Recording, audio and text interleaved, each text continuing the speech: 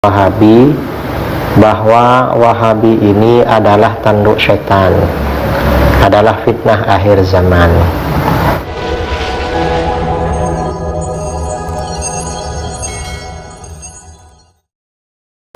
Bahwa Wahabi ini adalah tanduk setan, adalah fitnah akhir zaman. Ini mengapa perlu dijelaskan? Ini untuk meluruskan seorang ustadz Wahabi yang berbohong dan durhaka kepada gurunya. Gurunya menganggap bahwa daerah tempat munculnya aliran Wahabi adalah memang tempatnya tanduk setan. Tapi sang ustadz yang murid ulama-ulama Wahabi ini durhaka, gak mau mengakui. Nah, sekarang kita perlu mengenal apa sebenarnya Wahabi itu. Apa sebenarnya Wahabi itu? Wahabi adalah aliran baru yang muncul dan berkembang pada abad ke-12 Hijriah dari negeri Najd, ibu kota Saudi Arabia sekarang. Wahabi dinisbatkan kepada pendirinya, yaitu Syekh Muhammad bin Abdul Wahhab An-Najdi, yang lahir tahun 1111 Hijriah, meninggal 1206 Hijriah atau 1703 Masehi, dan meninggal 1792 Masehi. Ayahnya Syekh Abdul Wahhab bin Sulaiman adalah seorang ulama bermazhab Hambali yang harismatik dan menjadi hakim atau qadhi di distrik Uyainah di daerah Najd. Muhammad bin Abdul Wahhab ini mulai menyebarkan dakwahnya atau ajaran Wahabi, ajaran barunya, setelah ayahnya wafat pada tahun 1153 Hijriah atau 1740 Masehi. Pada masa mudanya, Muhammad bin Abdul Wahhab ini, sang pendiri Wahabi, sering dimarahi oleh ayahnya. Mengapa? Karena dia tidak senang mendalami ilmu fikih seperti yang ditekuni oleh para pendahulu dan pelajar di daerahnya. Dan sang ayah juga berfirasat bahwa anaknya ini suatu saat akan melakukan sesuatu yang berbahaya bagi umat Islam. Dan ternyata firasat ayahnya benar. Setelah ayahnya wafat tahun 1153 Hijriah, Muhammad bin Abdul Wahhab An-Najdi mulai menyebarkan ajaran barunya, ajaran Wahabi di daerahnya. Ini diterangkan oleh salah seorang ulama mazhab Hambali dalam kitab As-Suhubul Wabilah ala Dharaihil Hanabilah. Kitab ini karangan Al-Imam Al-Allamah Asy-Syaikh Muhammad bin Abdullah bin Humaid An-Najdi Al-Hambali. Beliau adalah muftil Hanabilah di Makkah Al-Mukarramah, seorang mufti ulama mazhab Hambali di Makkah, dan wafat tahun 1295 Hijriah. Beliau dalam kitab tersebut ketika menulis biografi Syekh Abdul Wahhab bin Sulaiman menjelaskan tentang anaknya. Jadi kata beliau di dalam kitab ini diterangkan, wa huwa walidu Muhammad sahibid da'wah allati intashara syararuha fil afat. Beliau Syekh Abdul Wahhab bin Sulaiman adalah ayahnya Muhammad yang memiliki dakwah ajaran baru, di mana ini memang bara apinya, di mana api kecilnya tersebar di berbagai penjuru, bahayanya tersebar di berbagai penjuru. Lakin bainahuma tabayunun, tapi antara orang tua dan anak ada perbedaan. Ma'anna Muhammadan lam yatawahhar bid-da'wah illa ba'da mauti walidih. Muhammad ini tidak menampakkan dakwahnya kecuali setelah ayahnya meninggal. Wa akhbarani ba'du man lakituhu an ba'di ahli ilmi amman asara Syekh Abdul Wahhab hadza annahu kana ghadbanan ala waladihi Muhammad likaunihi lam yarda ayyashtaghila bil fiqhi ka aslafihi wa ahli jihatihi. Aku diceritakan oleh sebagian orang yang aku jumpai dari sebagian ahli ilmu, dari orang yang semasa dengan Syekh Abdul Wahhab ini, bahwa Syekh ini selalu marah kepada anaknya yang bernama Muhammad karena anaknya tidak rela, tidak senang menekuni ilmu fikih seperti para pendahulu dan penduduk daerahnya. Wa yatafarrasu fi annahu yahdutsu minhu amrun fakana yaqulu linnas ya ma tarana min Muhammad minasyarri faqaddarallahu ansara ma syar.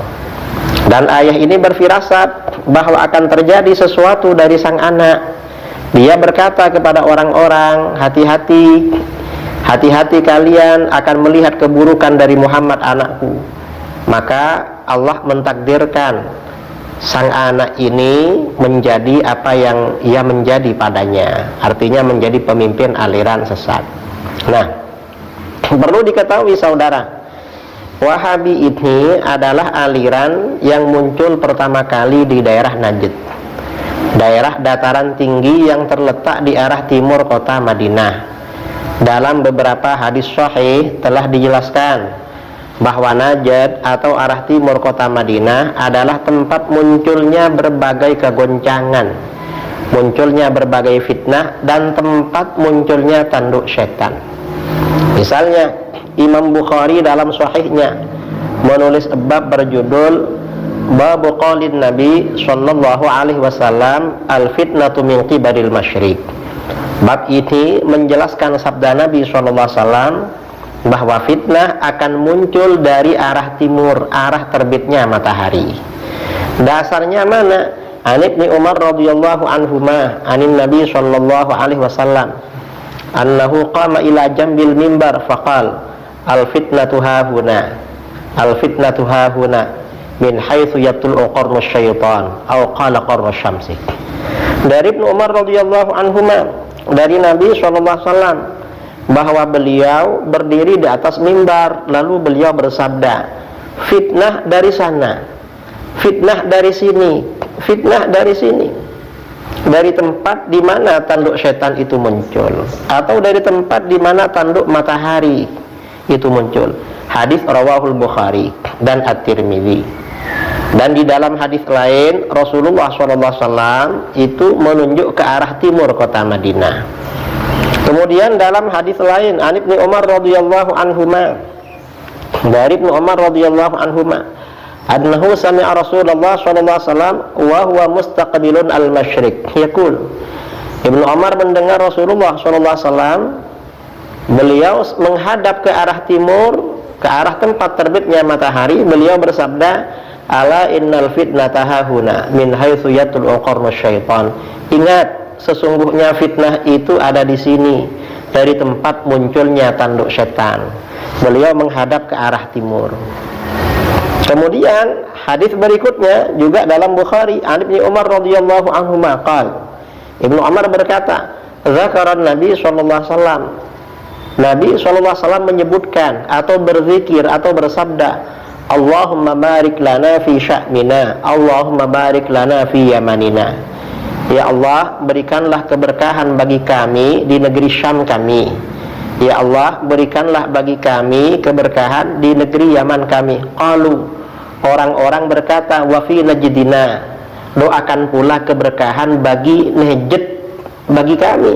Qal, yang kedua kalinya Rasulullah SAW berdoa lagi, Allahumma barik lana fi sya'mina, Allahumma barik lana fi yamanina.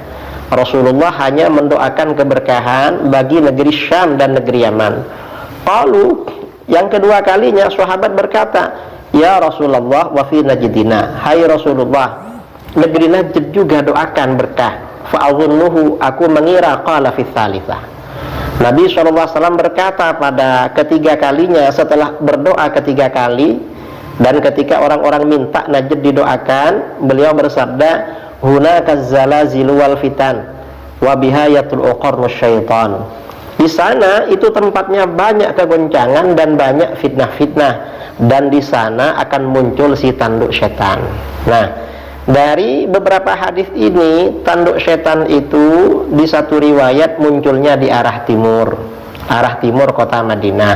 Di satu riwayat munculnya di daerah Najd. Ini tanduk setan. Sebenarnya mana? Coba kita perhatikan peta ini. Ini peta Timur Tengah, ini Madinah. Ini Madinah, kemudian arah timur ini Najd. Orang-orang Wahabi mengarahkan arah timur ini ke Irak. Irak ini bukan arah timur Madinah, tetapi sebenarnya arah timur laut Madinah. Dan Najd ini secara bahasa artinya dataran tinggi. Memang Najd ini daerahnya pegunungan. Ada ibu kota namanya Riyadh, ini juga bagian Najd. Sedangkan Irak sendiri, ini Baghdad, Irak sendiri berarti daerah di antara sungai Efrat dan sungai Tigris, berada di dataran rendah. Jadi Najd, Arab Saudi, tepat berada di timurnya Madinah, arah matahari terbit. Najd berarti tanah yang tinggi, dan benar daerahnya berada di dataran tinggi. Artinya apa? Bahwa tanduk setan itu munculnya dari Najd